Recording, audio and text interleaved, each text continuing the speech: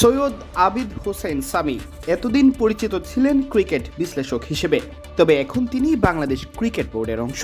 সামিকে BCB সভাপতির উপদেষ্টা কমিটিতে নিয়োগ দেওয়া হয়েছে ক্রিকেট উপদেষ্টা হিসেবে।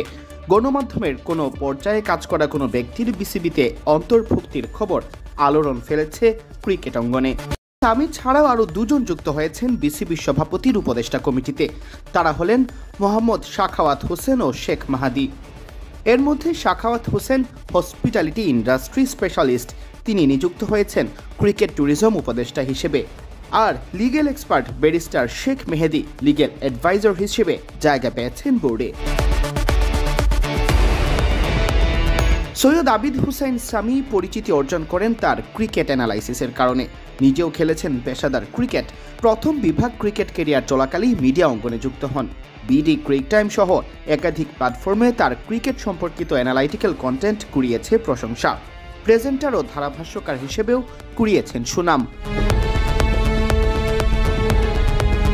বিসিবির বর্তমান সভাপতি আমিনুল ইসলাম বুলবুল।